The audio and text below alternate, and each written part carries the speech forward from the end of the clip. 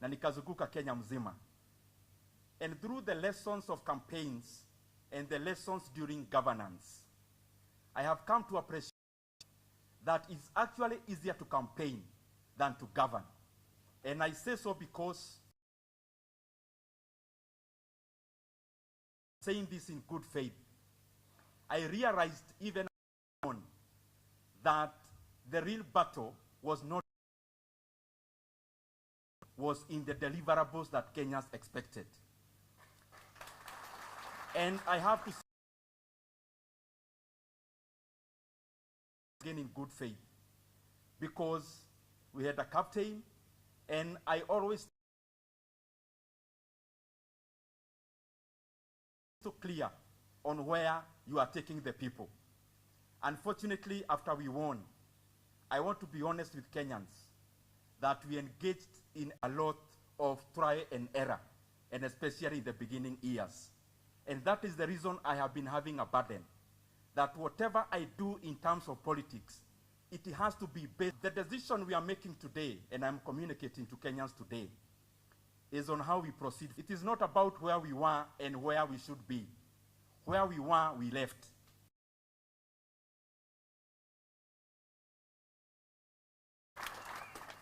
The decision we'll be making at the end of this press conference in terms of communication as we go around the country, but also past August next year. That to me is a more important and weighty matter. And as I have said as I was starting, it is a burden I've been engaged as leaders, as we engage this against the other. The Kenyan people communicating later, we must be crystal clear on the kind of things that we want to deliver to our who are the people of Kenya. As leaders, we have that obligation, and it has to be at the center.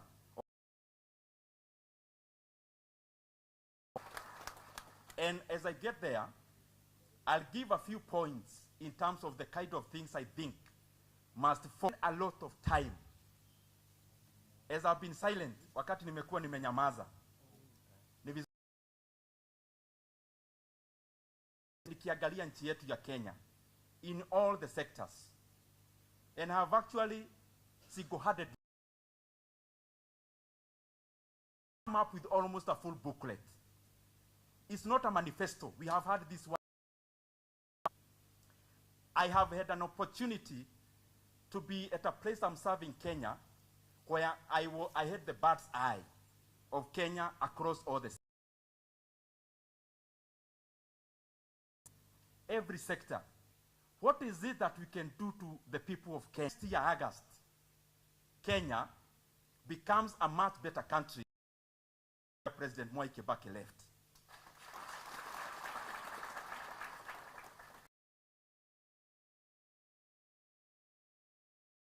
Are watching us for the first time and hearing maybe about Kiharu for the first time. Kiharu constituency, which I represent, is a very vast constituency. In fact, our two neighbors are smaller than mass, number of voters, number of voters, large mass, number of schools, across all respects.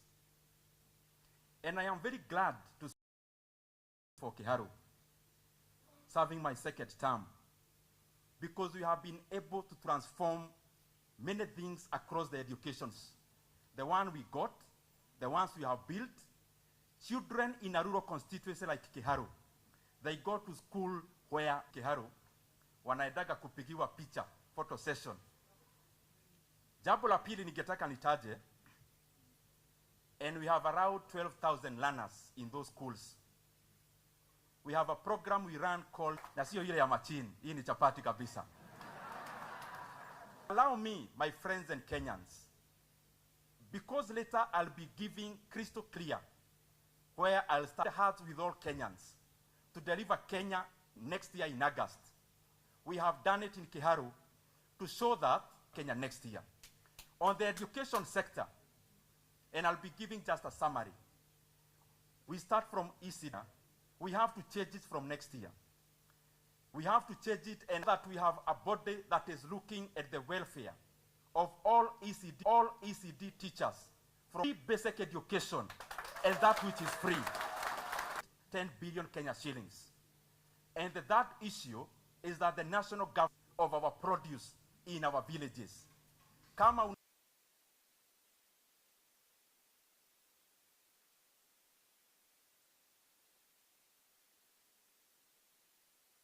watoto wa Kenya masomo bila malipo tukianza na senior secondary school. In our universities wezi nimeona ni gumu sana, kwa sababu nikaona iko shida kubwa sana ya watu kutoka day schools, wanafunzi kutoka response, because there are two things that are important which are social investments. One is education, is the issue of funding. I have looked at the amount of money we collect, amount of money Kenyans are contributing into NSSF, ile ya pensions, ya retirement. As we are talking as leaders, we must provide. It is enough money to take care many families into beggars. Many families into beggars. Hiyo pesa inaweza kufanya hiyo kazi. Na hiyo pesa inaweza kufanya hiyo kazi. Na jambo lingine katika healthcare. Jambo lingine katika healthcare. Equivalent of TSC. Even in healthcare, equivalent of TSC. Even in healthcare, Kenya must have the Kenya doctors quit their job in Nyamira. Have the Kenya doctors quit their job in Nyamira and seek a fresh job at the other place.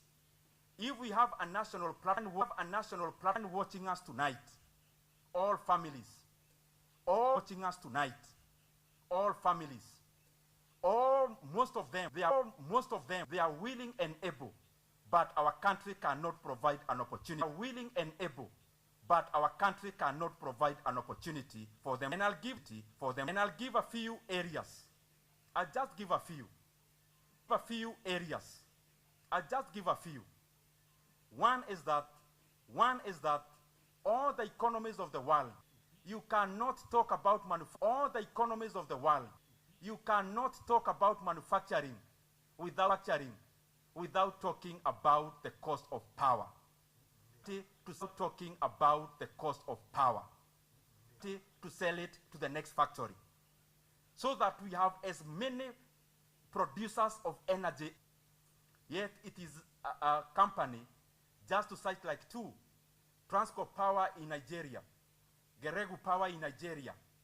Current government must advertise internationally about power, so that we fetch close to 150 billion Kenya shillings. And that money on manufacturing, the issue again of manufacturing policy, I'm talking about, so I'm just giving top lines. Vitu tu zile summary. Manufacturing policy. Nimeweza kuangalia inaangazia ni wapi tunataka nchi iendelee. Na katika hiyo tap into, so that we can grow our manufacturing sector at a much faster pace than we are doing now. The other issue, you allow me just to go top line and summary. All these points now I am giving are all about jobs. The other second point around jobs, 2.7 million international visitors. A country of, even in terms of endowments, Kenya is much better. A country with maybe a tenth of our population.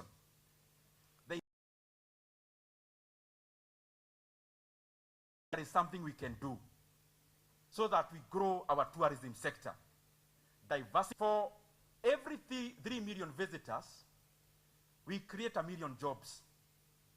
If we have about 3 million direct jobs, and every one direct job in hospitality and tour transport and the rest, it is clear that we can do more. Issue I want to highlight in terms of jobs again. Realized There is no way you can say you are growing an economy when many Kenyans qualified are idle. So allow me to highlight. Proposal is this way. Kenya must covertly frustrate, because this is a sector that clearly makes money. How do you make money so easily? The second thing is that we must deliberately create an atmosphere where we can have big banks, Kenyan banks, competing and continentally. Through our regulator, it is important that Kenya creates big behemoths, banks that can compete continentally with banks like Standard Bank, like banks like Netbank. And this, I have done what should be done by the regulator, so that even as we grow, we also have big enough institutions that can compete across the continent, because this fetches Kenya money from other markets. Tuko pamoja? Allow me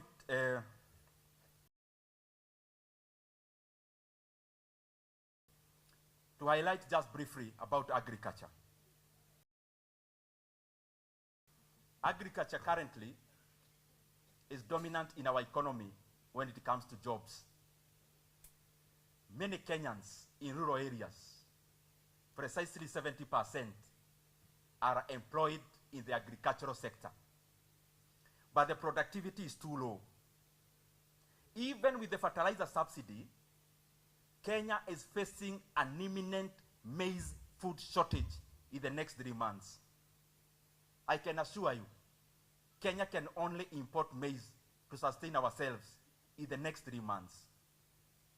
Therefore, this shows where there are some policies can be enhanced and become better, we also need additional policies around agriculture. And just to give a few, when it comes to to food crops like maize, beyond fertilizer, we need also, so that is one of the areas to grow productivity. Na najua kuna wakulima wengi wanatutazama hapa leo, wako katika eneo mingi za Kenya. We must avail to Kenyans. We must also do much more. Kenyans are also asking for more affordable pesticides within agriculture. The second thing is about marketing. Yes, we fetch better prices. What kind of products? We must deliberately, as a country, embrace speciality, so that as we grow our tea, na tukikuza kahawa yetu, tunakuza ile iko na bei ya juu sana katika bei za kidunia na soko ya duniani.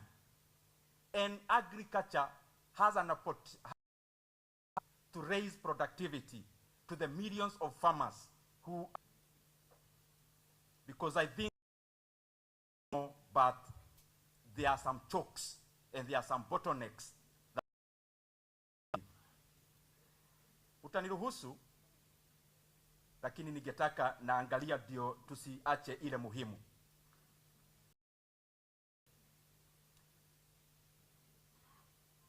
Ukiangalia Kenya, na mimi nimepata ya juu zaidi, ni integrity of leaders, corruption and governance. Na nimeweza kufikiria sana, na mimi natoa mawazo yangu. Kenya katika nyadhifa ya juu. Immediately, this issue I want to call patronage. Are all paying the price of it. In the year now, it is over 50% for the same. But Kenyans also need to know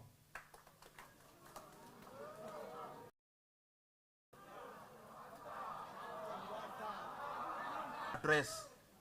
But I have thought about it keenly. Now, the question we must ask ourselves as Kenyans, it is at what cost are we going as Kenyans that we want to continue those who leave power, they have gone, and yet it is glaring they abused power to make huge amounts of money. Hiyo ni jambo nataka tujiulize kama Wakenya. Na kama kuna jambo ambayo inazuia nchi yetu kuenda mbele, ni viongozi ambao ni kuwa mali ya umma. Kenya must criminalize proxy investments. Kwa sababu viongozi wengi wanaandikisha yule wakitaka kuona vitu. We must criminalize proxy investments. The second thing, anyone seeking power, and especially in the presidency, you have to come in, and by the time you leave power, we also have to review your assets. And then, can assets transfer to those other people or to those leaders 25 years after they leave?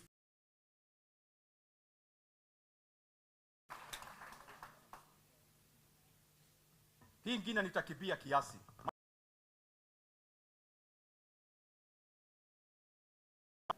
Wakenya wenzangu, kama kuna jambo ni mambo ya madeni. Kwa sababu sasa Kenya iliki bilioni 4 kila siku. Na every Kenyan, including the one who was born today, is born with a debt.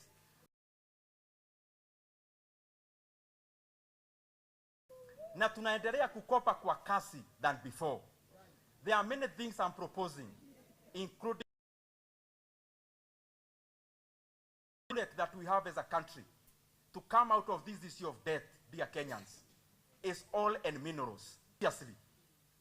Na ndio mimi natoa onyo kwa viongozi wetu. Na mambo ya mafuta Turukana, lazima mkuwe na huruma na Wakenya. Kwale, Mlima Hills, kuna watu pia wanamezea mate. And I want to tell them, because that is the silver bullet we have economically, oil and minerals, to deal with the issue.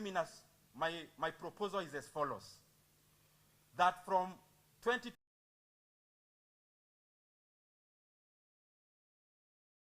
na muniruhusu nikisema figa zingine ziko chini kiasi, Kenya inaweza fanya kwa sasa bila kuongeza ushuru. Hii 2,000 shillings tunapea wazazi wetu in January of 2028 into 3,000 shillings, because the bill of every 1,000 shillings is 12 billion Kenya shillings per year. The other thing ni maneno ya mahakama. Naanza kuongea haraka ndio tuite viongozi wengine watusalimie.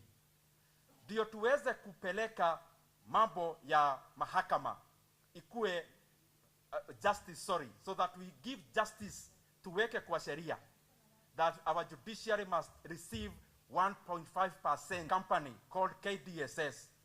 This company to own all these entities. Then own 51% of that company. Ndio tuondoe hii mambo ya patronage.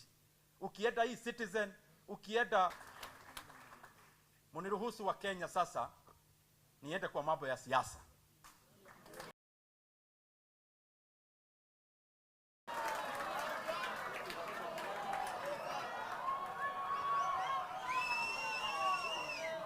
Kenya oye. And I want to be very direct and specific. Tuko pamoja? One, for avoidance of doubt. I know you all know we left government long time ago. And be associated with the whole.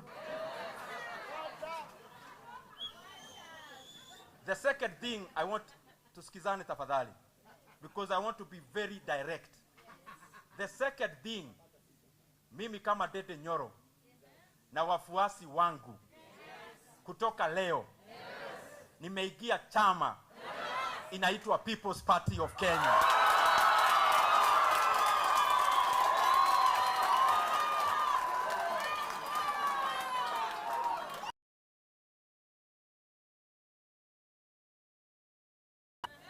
The third thing, I am glad tukifanya mambo ambayo tunafanya kwenda mbele, wameniuliza kwa sasa tuongoze hiyo maneno.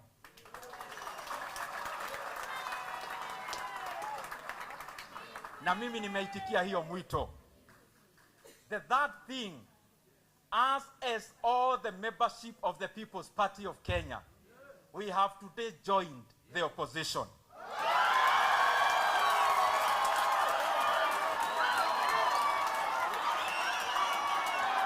Tutulie, tutulie, tutulie. Haya, tutulie. Tutulie.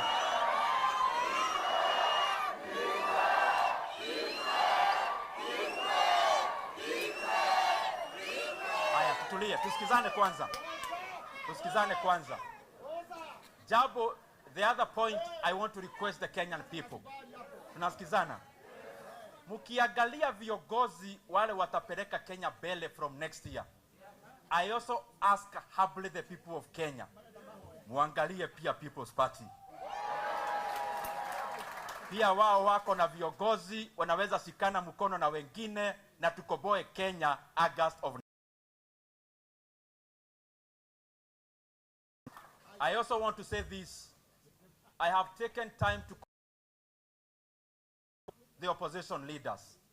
I have sat down with Peter Munya. I have sat down with Honorable Mother Karua. I have said is my brother.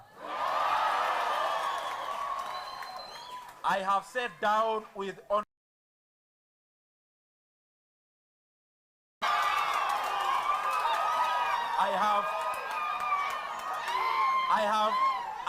I have gotten. In fact, I want to confirm to you, I have had almost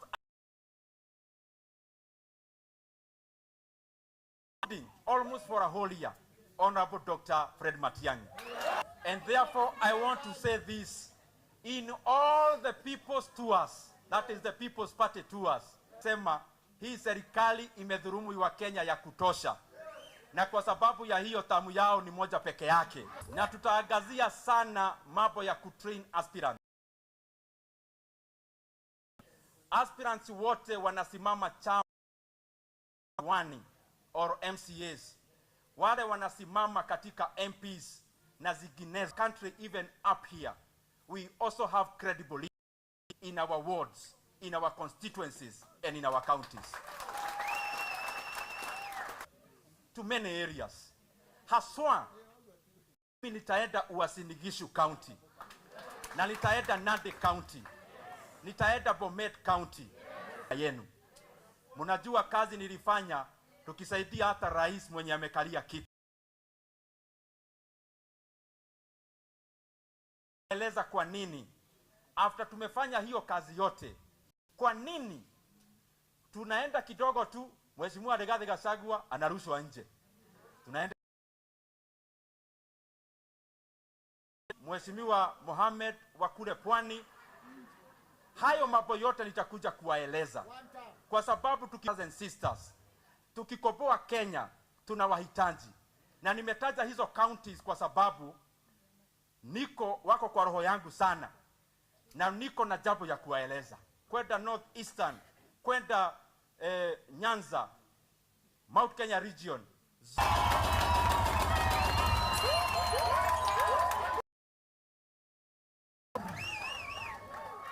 Na sasa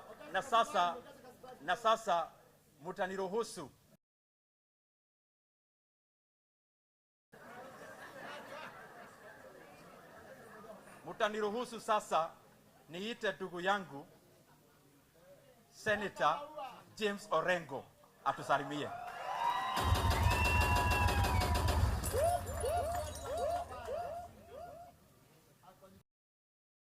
Very much. I shall say the party leader of the People's Palace, particularly Senior Council of Kongo Mwigeni and the Member of Parliament for Ndindi. We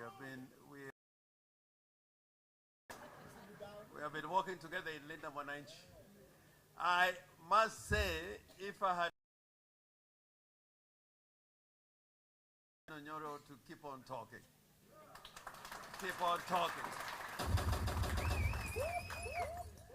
on, because I've had the privilege of being in parliaments and served with great Kenyan statesmen and these political minds we have in the country together.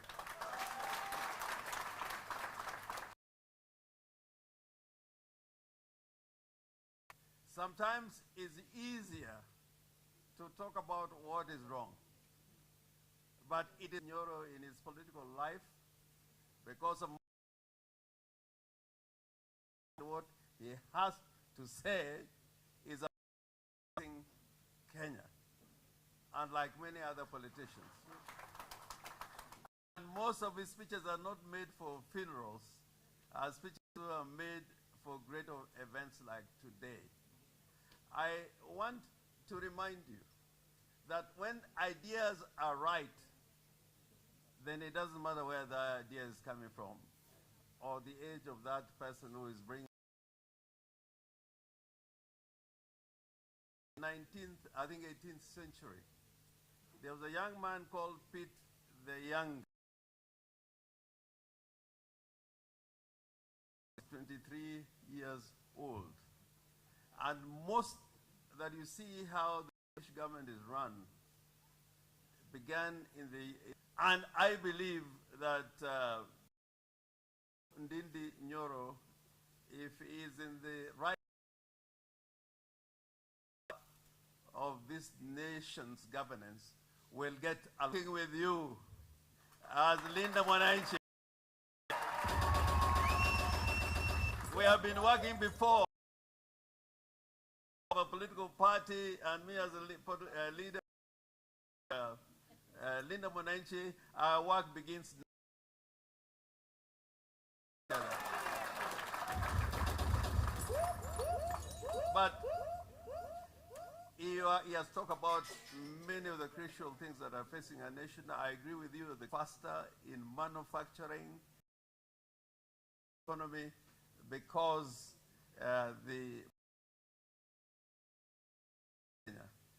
imagine in Kenya, if you had an electric train and you took a train from Mombasa, the most likely thing is that by the time you get, there'll be a power cutout and you'll be out there in the wilderness.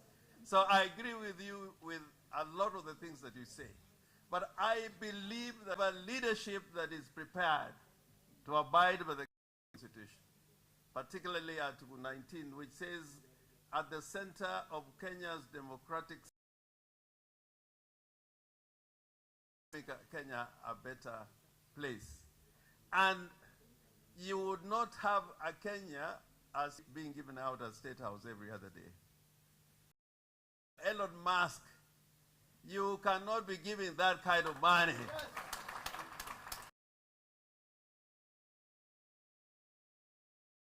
We are in a position now without fear to ask President Ruto.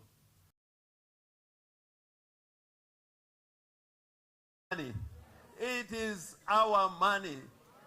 And that is why where one man has captured the state and captured the country.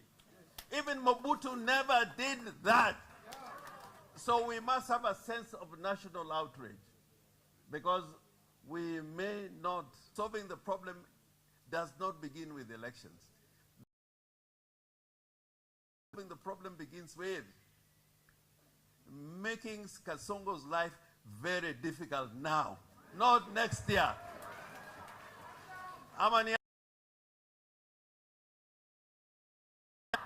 when you say one term is a single solution, is a silver bullet. Now, this from the bottom of my heart. Next time you go and elect a president, you are not electing a president for a reason. Keep that in mind.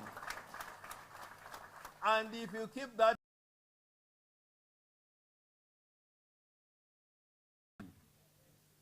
I think when we elected President Kibaki, I think the first time when we elected a president directly, that there was some thought about whom we were who can bring lasting and enduring solution to Kenya, not to a region in Kenya. So the big business that we have moving forward, and as we work together as opposition in trying to bring a solution, even us as political parties and political movement, so that ethnicity and tribalism does not become a constant problem, a great nation for all of us, instead of having a nation that serves the whims and privileges and interests of one person. I can tell Ndindi Nyoro has talked about. And I look at the economy as doable. In the manufacturing sector is doable. When a great Frenchman went to, he said England was a nation of shopkeepers. Within 80 years, industrial country, the biggest in Europe. I think Kenya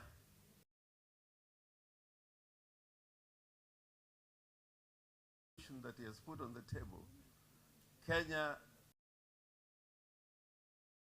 a manufacturing nation with an economy that is not made for a few, like J.M. Karigu said, is an economy that had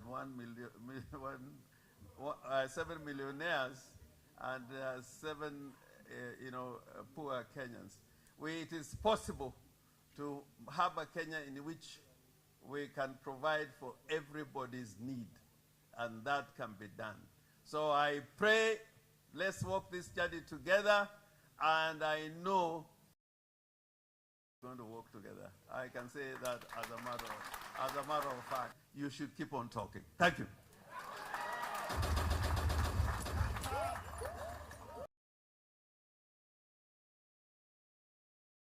Governor James Orengo. Sasa mtaniruhusu nitaita Senator County Senior Council Okongo Omogeni. Karibu sana Senator.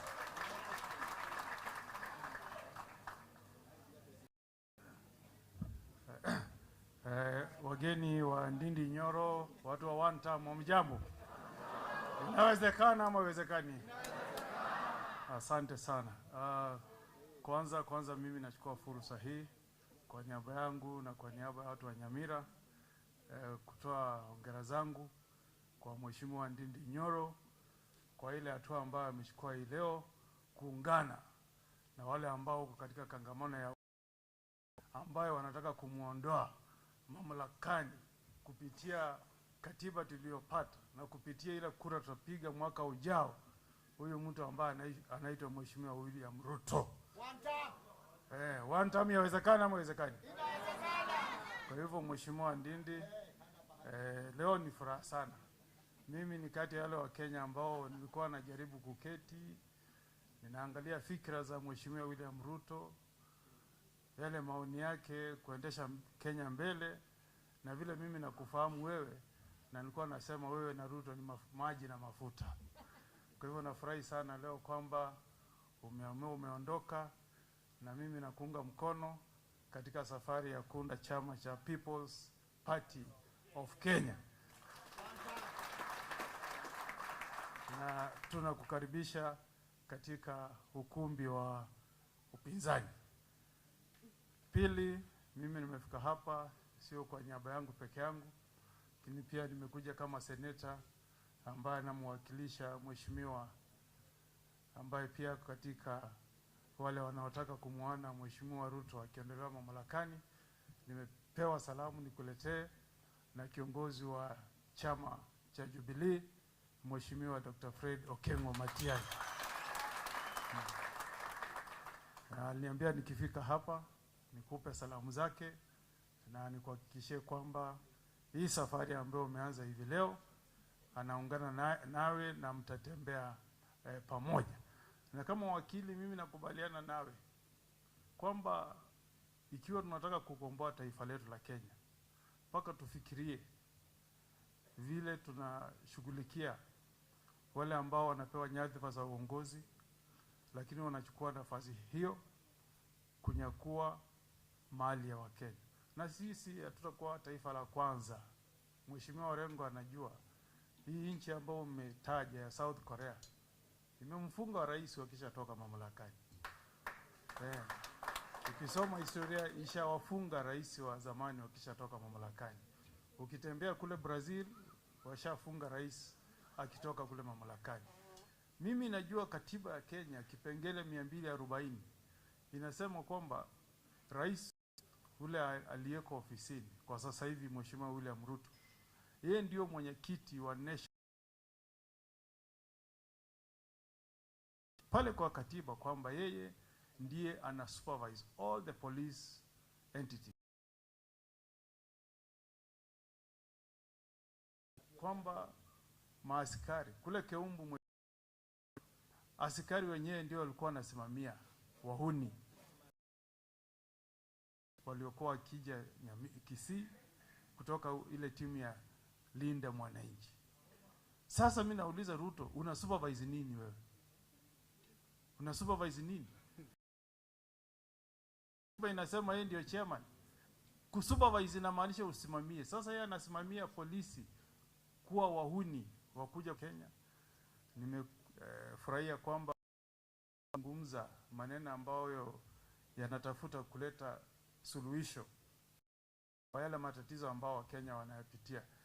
Mimi sasa hivi nina pastor rafiki yangu ambaye ameenda kule ng'ambo India kwa matibabu, na tuko katika ile group ya WhatsApp kumchangia ili aweze kupata matibabu kule India.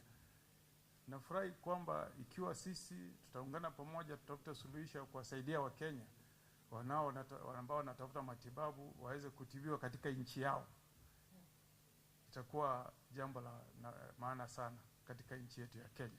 Kwa hivyo karibu tuendelee mazungumzo, tuungane pamoja. Wanasema umoja ni nguvu. Kwa hivyo tukiwa pamoja, one term will be real. Asanteni sana.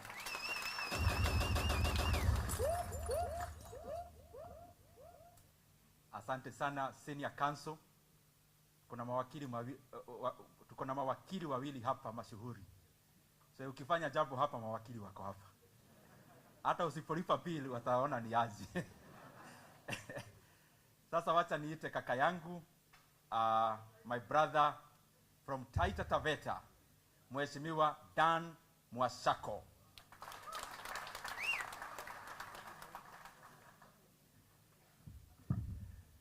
Good evening.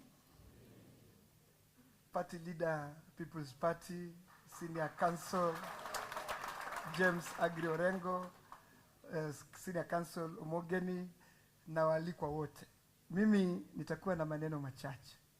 Kwanza nichukue nafasi kumpongeza kakangu, ndugu yangu Ndindi Nyoro. Unajua kama watu wa Kenya, nimengoja sana tangazo hili. Ni wangapi wamengoja tangazo hili sana? Tumengoja sana. Wakenya nina uhakika wanaotazama leo, nafikiri leo basi watakuwa na furaha. Mheshimiwa Ndindi Nyoro, I want to congratulate you for the bold move you've taken.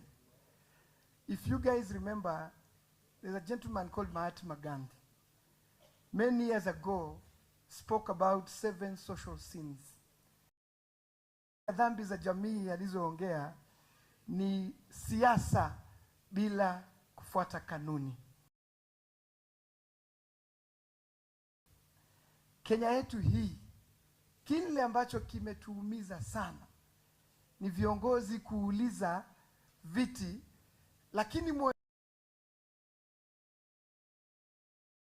they ask what will benefit me and not what is right for the people. That is where I have many friends in parliament, but they chose to invite me to this. I've served with him until this current government.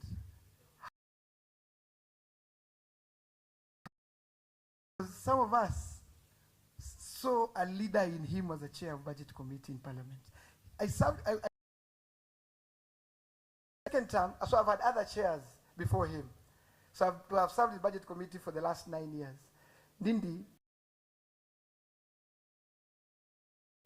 Ndindi, we still remember the things you fought for. I want to say here and now, when people talk about who is seated here today,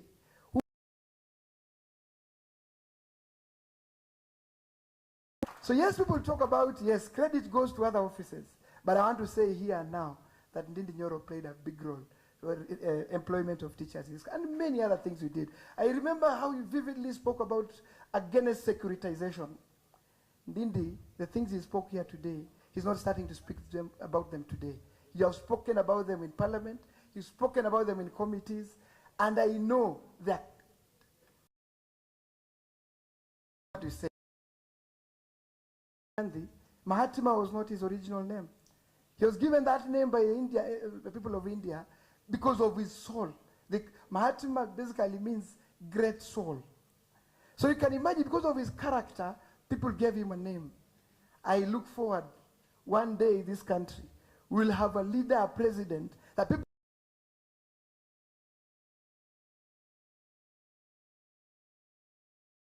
character of integrity, character of service, character of accountability. My brother, you did economics like myself. But this gentleman, I went ahead to do 2 masters in economics. He went ahead to do short courses in Harvard and other universities abroad.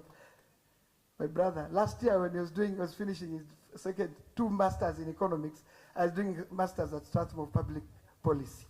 And we used to compare notes. There are many things that we've shared with Ndindi Nyoro. And I want to submit this evening that Kenya, if you thought Kenya does not have leaders who can make a difference, leaders who will change this country, look no further. We have one in this room, Ndindi Nyoro. Let me finish by bringing greetings of my party leader. When I was coming here, I informed my party leader that I'll be here. As elected, I've been elected twice as a member of parliament and a Wiper Patriotic Front. So I receive greetings from my party leader, His Excellency, Dr. Stephen Kalonzo Musyoka. Please receive the greetings of Dr. Kalonzo Musyoka. And he's the one who told me that you consulted him. And I want to believe that Kenya is on the right path. I subscribe to Linda Mwananchi. Yesterday, we were beaten thoroughly at Homa Bay. It was a sad day for Kenya. And I'm sure most of you watched what happened in Homa Bay. All meaning Kenyans, well-meaning Kenyans must condemn what happened in Homa Bay. We must build a country that, as my senior counsel says, that obeys the rule of law, that believes in constitutionalism, that believes that every Kenyan has a right to assemble, has a right to associate with any party. And that's why when I come here and sit close to the party leader of People's Party, it is a democratic right. I associate with the leader of Wananchi because I believe in the ideals of what the alternative government offers this country. And that's why I subscribe to the ideology of one term. One term. I want to finish by saying this. You are not alone in this fight. Those of you who are looking forward to a vision, don't look forward to a vision 2060. Don't look forward to beyond 2030. You don't need a document. We need good leaders. We need good leaders. Documents like Vision 2030, no one follows them. People do their own things. Ndindi has elaborated good leaders, leaders of integrity, accountability, and rule of law, and this country will be transformed. Thank you, and have a nice evening.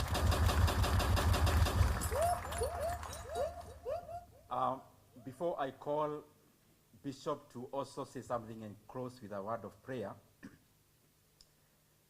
I'll close with, I mentioned some counties, and I was rushing because of time. But now that my brothers have gotten a chance, let me elaborate. To the great Kenyans watching us from Uasin Gishu County, from Nandi County, from Bomet, from Kericho, from Elgeyo Marakwet, from Baringo. The reason I mentioned those ones is because I know many of us as politicians, many of us retreat to our, what we call home. And the reason I mentioned there is because I have been to many places across those counties. I have been to Kapkatet, I have been to Iten, I have been to Ziwa, I have been to many areas of Nandi County, I have been to Eldoret and such. This in all good faith. We did, and I'm addressing my brothers and sisters, my parents from there. Chamgei. Nataka niwaeleze tu kidogo kama madada zangu, kaka zangu na kama wazazi wangu. Mimi nilizunguka huko kote nimetaja, na tukakuja kwa roho moja tukasaidia rais ambaye amekalia sasa kwa kiti. After kufanya hiyo kazi tulikuwa na maono ya Kenya pia. Na vile viongozi wote wamesema maono ya Kenya inafanywa na watu. Nataka munisikize ndugu zangu, kaka zangu. Mujiulize, wakati tulishinda katika uchaguzi na tukaanza kazi na tukaendelea, nataka niwaache na haya. Ni kitu gani hiki Mheshimiwa Rigathi Gachagua alifanya haraka hivyo? Mlielezwa ni nini? Akatolewa kwa... Mimi nimesimama hapa, nataka niwaulize kwa unyenyekevu, kama mshaisikia Ndindi Nyoro akikosea heshima kiongozi yeyote, kwa sababu hiyo siasa sio siasa naonaga ikiwa mzuri. Ningetaka mjiulize aliwaeleza nini iliendelea hapo. Mjiulize tu wenyewe. Mheshimiwa Mithika Linturi alikosa kiti chake cha ugavana kule Meru kama tunafanya kampeni, kwa sababu alijitolea kwa kufanya kazi ya kutafuta kura. Nataka mjiulize, Mithika Linturi alifanya jambo gani? Mshaisikia chochote? Jambo lingine ningetaka niwaulize kaka zangu, dada zangu. Mohamed Ali, mimi nilikawa katika kampeni kule Pwani, alishikilia sisi mpaka akakoda kwa kampeni, kwa sababu kampeni ni kazi kubwa sana. Nataka mjiulize, Mohamed Ali mshaisikia amekosea yeye heshima? Mjiulize kitu gani ilifanyika. Mjiulize, Mheshimiwa Aisha Jumwa,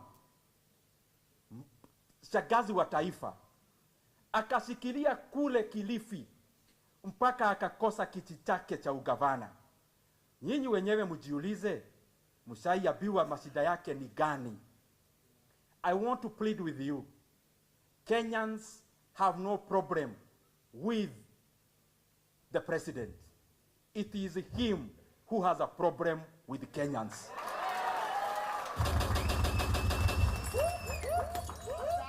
Ako na shida na Wakenya wote. Wacha niendelee.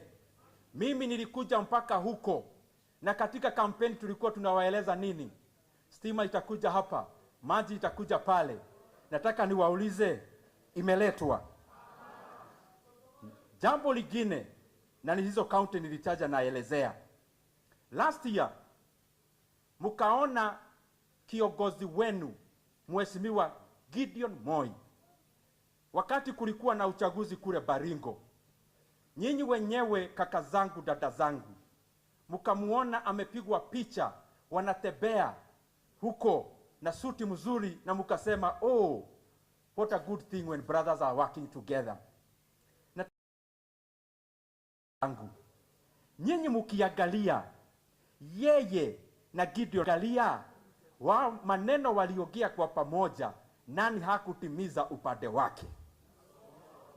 Sasa mimi nataka niwaeleze kama kaka zangu, dada zangu, kuna mambo najua na nitakuja kuwaeleza, because we will not allow any part of Kenya to be used as a human shield by any politician.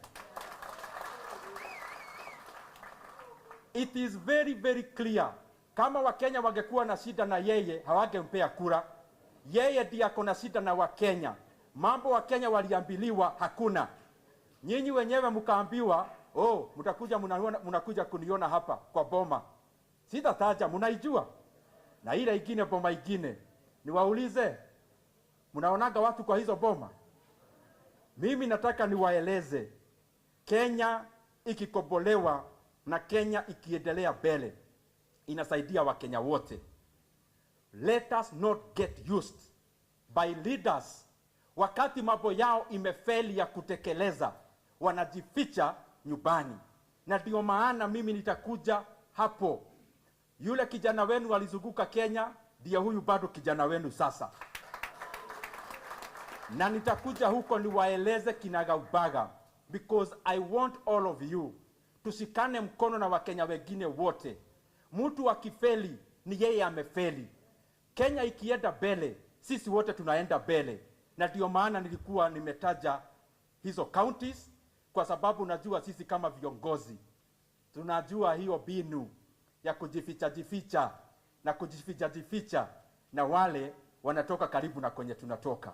We want a country that has no place for bigotry and negative ethnicity. We want a united Kenya. The problems we are having, zingine sikufafanua sana kwa sababu ya muda, they require a country that is united and pulling in one direction. Na hayo mengi, mimi nataka niwashukuru sana wa Kenya. Na nataka niwatolee kofia kwa kutusikiza. Na niseme pole, nilikuwa naongea sana, zingine mnaona ni kama hasira. Ni kwa sababu kwa ukweli niko na hasira kwa moyo wangu.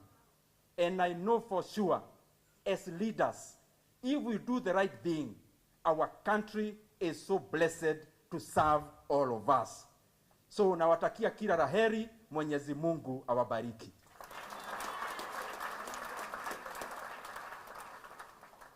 Na sasa ningetaka niite Bishop hapa tena aseme machache tu na atuombee, tufunge, alafu sasa ndio tupate muda wa kwenda nyumbani. Thank you very much. May God bless you.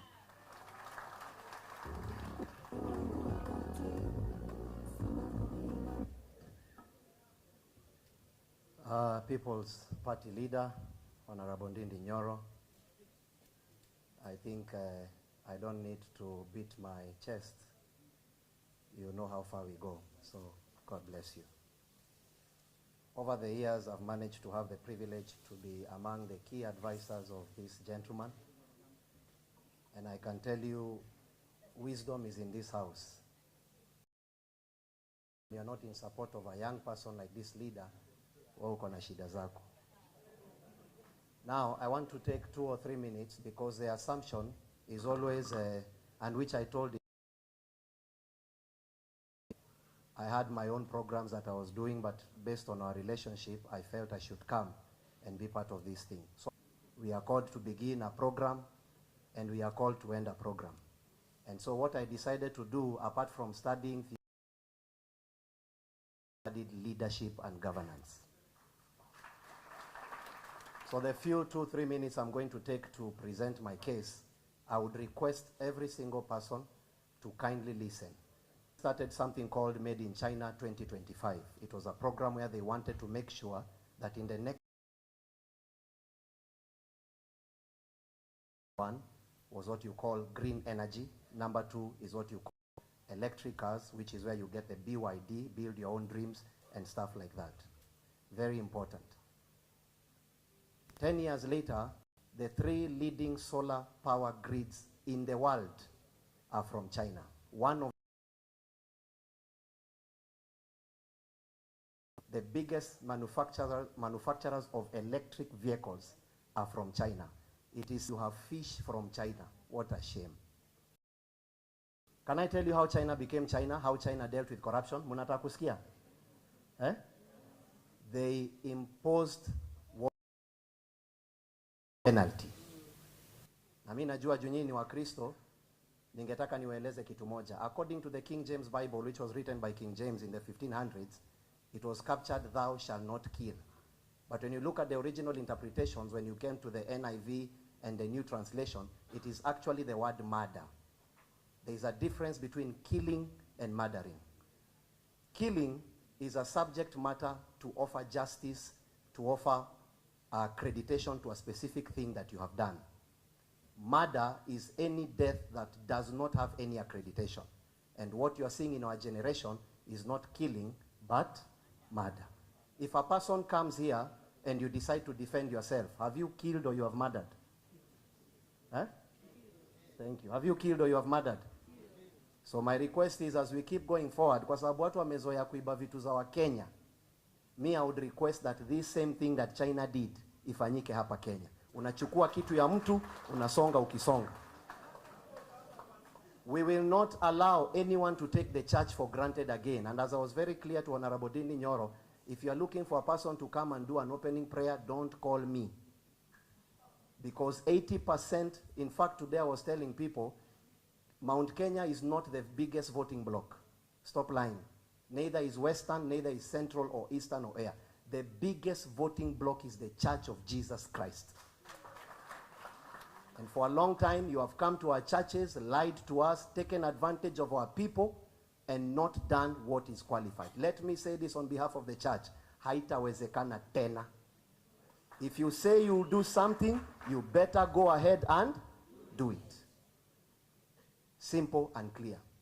I would request the government that is coming into power, and I would request our leaders, especially I'm here seeing, you know, the fact that I'm a young person, according to 1 Timothy, the Bible says, do not let anyone look down on you because you are a youth. 35 years and below make up almost 76% of this nation. It means without even the fathers, we can choose the nation and where we want to take it. So I want to request the young people, instead of being on TikTok and abusing each other, be where the action is. Jitume alafu utatumwa. Ninge request sana, let us look at the future, because the future of Kenya is love, the future of Kenya is joy, the future of Kenya is peace. Lastly, looking at what happened yesterday in Homa Bay, what a shame. Can I ask you Kenyans, huyu mzee si anaweza kutuzaa sisi wote? Wengi wenyu anaweza wazaa baba zetu, baba zenyu wametuzaa, si anaweza wazaa? Hata kama uheshimu mtu for their political affiliation, don't we have the fear of an elder? Is he not the highest, the most oldest serving elder in this nation of Kenya? Ni mjinga huyu mzee? Mzee, hebu tuambie kweli, wewe unaweza kuwa mjinga na wewe ni senior council? Sasa wewe ukichukua mawe, huna hata shilingi moja, alafu unatupia mtu wako na degrees, PhDs, nani mjinga? Si ni wewe mwenye mawe? We want to take this nation forward, and no one will stop us from taking this nation forward. No one will take advantage of the church again. No one will take advantage of the people of Kenya again, and God help you if you try. Tutapatana mahali tutapatana. Asanteni sana. We are going to finish by a word of prayer, and I request of you to stand up as we pray. Let us pray. Father, in the name of Jesus, we thank you for the fact that this has been a successful program. We thank you for Honorable Ndindi Nyoro. We thank you for that which you have called him to do, his beliefs, his thoughts towards the trajectory of this nation.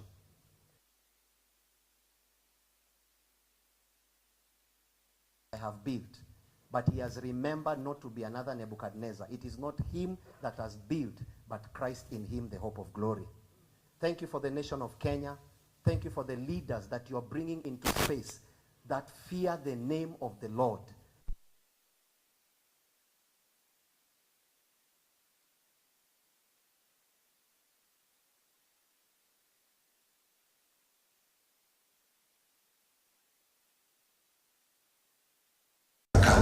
Thank you for the People's Party of Kenya.